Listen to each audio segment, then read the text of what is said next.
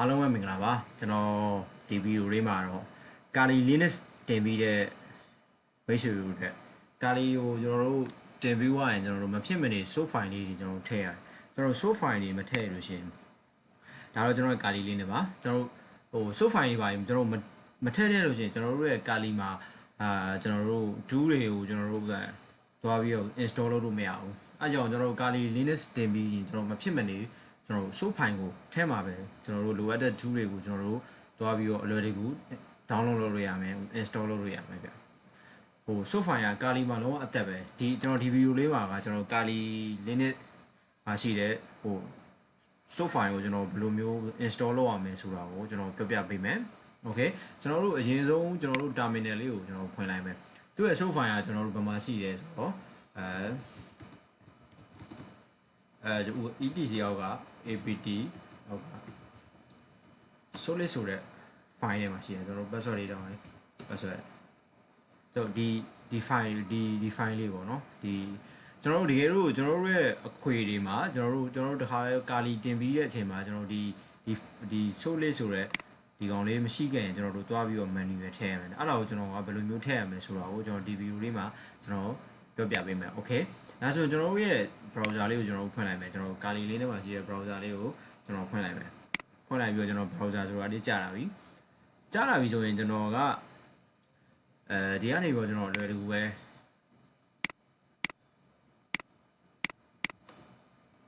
ကျွန်တော်တို့ Kali solid ဆိုပြီးကျွန်တော်တောင်းလိုက်မယ်မိမိတို့ရဲ့ connection တော့မူတည်ပြီးတော့နည်းနည်းတော့ကြာမယ်ပြီးရင်ကျွန်တော်တို့ဒီမှာ Kali network repository ဆိုတာလေးချက်နှိပ်လိုက်မယ်အဲ့သူ့ရဲ့ command ကိုကျွန်တော်တို့မသိဘူးဆိုရင်လည်းကျွန်တော်တို့ဒီမှာကျွန်တော်နမူနာပြထားရနမူနာပြထားတယ်ကျွန်တော်တို့ပြီးရင်ကျွန်တော်တို့ဘယ်ကောင်လေးကိုကျွန်တော်တို့ solid ကိုကျွန်တော်တို့ထည့်မယ်ဆိုတော့ကျွန်တော်ဒီအောက်ကအားလေးကိုကျွန်တော်ထည့်မယ်ဒီအောက်က Kali ကျွန်တော်ရဲ့ Kali version က roaring version ဖြစ်တဲ့အတွက်ဒီဟာလေးကိုကျွန်တော် copy ယူလိုက်မယ် okay copy ယူလိုက်မယ်ကျွန်တော်ခုန terminal လေးကိုချက်ဖွင့်လိုက်မယ် terminal လေးမှာကျွန်တော်ကဒီမှာ page session ကြားလိုက်မယ်ပြီးရင်ကျွန်တော် enter ခေါက်လိုက်မယ်ကျွန်တော် password တောင်းတယ် password တောင်းရင်ကျွန်တော်တို့ရဲ့ password လေးရိုက်ပေးလိုက်မယ်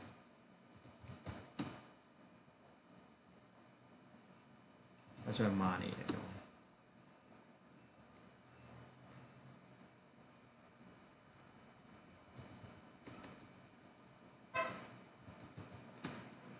တော်ဒီမှာဆိုရင်ကျွန်တော်တို့ Kali ထည့်ပွားတယ်ဒီ source file လေးကကျွန်တော်တို့ရဲ့လုံးဝ Kali လေးနဲ့လုံးဝတက်တယ်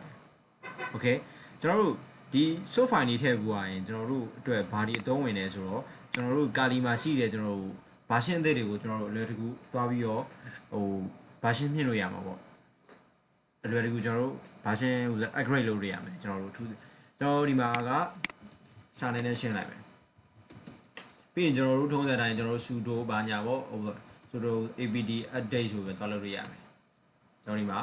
ခုနလေး source file လေးကကျွန်တော်တို့မရှိခဲ့ရင်ကျွန်တော်တို့ဒီမျိုးသွားပြီးတော့download ဆွဲရမှာပေါ့ update လုပ်လို့ရမှာမဟုတ်ဘူးဒါတော့ကျွန်တော်တို့ရဲ့ Kali မှာကျွန်တော်တို့မဖြစ်မနေKali လေးသုံးပြီးတဲ့လူတော်များများအမြဲတမ်းလုံးရမယ် source file လေးပါဒီ source file လေးကကျွန်တော်တို့မထည့်ခဲ့ရင်ကျွန်တော်တို့ရဲ့ tool တွေကိုကျွန်တော်တို့tool တွေကျွန်တော်တို့ download ဆွဲတဲ့နေရာမှာဖြစ်ဖြစ်ကျွန်တော်တို့ install လုပ်တဲ့နေရာမှာဖြစ်ဖြစ်ကျွန်တော်တို့ခက်ခဲရှိတာပေါ့ဒီ source file လေးရောကျွန်တော်တို့မဖြစ်မနေထည့်ထားသင့်တယ် Kali Linux သုံးတဲ့တော်များဟုတ်ကဲ့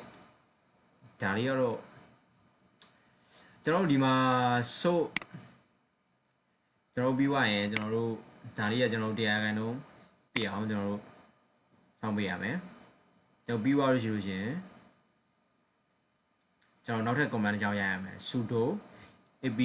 full update ဆိုတာလေးကိုကျွန်တော်ဒီမှာလိုက်ပြလိုက်မယ်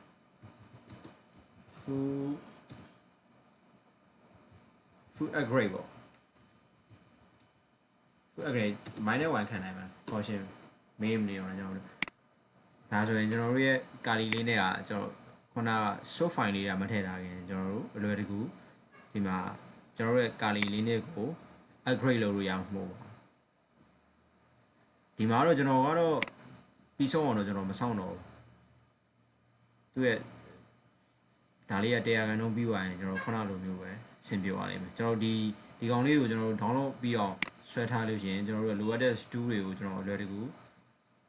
သုံးပြလို့ရမယ်โอเคကျွန်တော်ဗီဒီယိုကိုကြိုက်နေတတ်တယ်ဆိုရင်ကျွန်တော် YouTube channel လေးကိုလည်း subscribe လုပ်လို့ပါဟုတ်ကဲ့ဒီ view လေးကတော့ဟိုကာလီလေးနဲ့ကို beginner လေးအတွက် soft file လေးထည့်နေတယ်ပါအားလုံးကိုကျေးဇူး